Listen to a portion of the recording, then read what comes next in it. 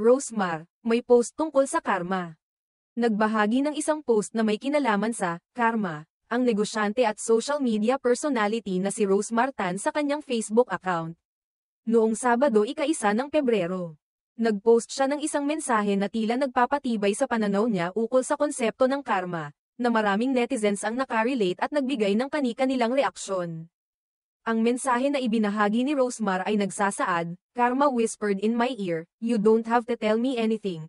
I saw them laugh when your world burned. Now it's your turn to see how I set their world on fire." Sa post na ito, tila ipinapahayag ni Rosemar ang kanyang pananaw na darating ang panahon ng pagbabayad ng mga taong nagkusa ng masama laban sa kanya, at babalik sa kanila ang hindi magandang ginawa nila. Ang mensaheng ito ay tila isang pahayag na nagsasabing, pagkatapos ng lahat ng pagsubok at paghihirap na naranasan ni Rosemar, ngayon ay panahon na ng kanyang pagbabalik. At ang karma ay maghahatid ng katarungan sa mga taong nagbigay ng sakit at paakit sa kanya. Ang post na ito ay mabilis na kumalat sa social media at nakakuha ng mga komento mula sa mga taga-suporta at followers ni Rosemar, na nagsasabing ang bawat isa ay nararapat lamang na magbukas ng mga mata at tanggapin ang mga bagay na nagaganap sa kanilang buhay. Bagamat walang direktang pagtukoy kung kanino o anong partikular na sitwasyon ang tinutukoy ni Rosemar sa kanyang post, ang mensahe ay naging malakas na pahayag tungkol sa pagdating ng panahon ng paghihiganti o pagbabalik loob mula sa karma.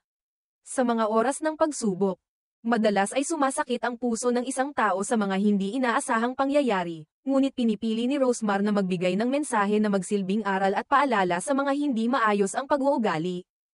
Kamakailan lang, muling naging tampok ang pangalan ni Rosemar Tan sa mundo ng politika nang magdesisyon siyang umatras sa kanyang kandidatura bilang konsehal sa unang distrito ng Maynila. Ang kanyang desisyon na umurong ay nagbigay ng mga reaksyon mula sa mga tao, at muli siyang naging paksa ng usapan sa mga social media platforms.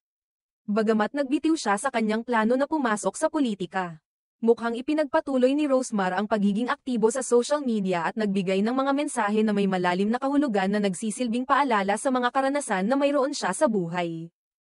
Ang kanyang post ukol sa karma ay nagbigay ng damdamin sa mga tao at nagpatuloy sa pagpapahayag ng mga pananaw hinggil sa mga pagsubok at tagumpay na nangyayari sa buhay ng bawat isa. Para kay Rosemar, ang karma ay isang konsepto na magtutulungan ang bawat isa sa tamang pagkakataon upang makamtan ang hustisya at kapayapaan. Sa kabila ng mga nangyari sa kanyang buhay, patuloy siyang naglalaan ng oras upang magbigay ng mga mensahe ng inspirasyon sa kanyang mga tagasunod at sa mga taong patuloy na sumusuporta sa kanya. Ang pagbabahagi ni Rosemar Tan ng kanyang saloobin patungkol sa karma ay nagpapakita ng isang tao na nagsusumikap at patuloy na lumalaban sa kabila ng mga pagsubok at hamon ng buhay. Sa kanyang mga pahayag, makikita ang kanyang lakas ng loob at determinasyon na patunayan na ang bawat tao ay may pagkakataon na magsimula muli at magtagumpay.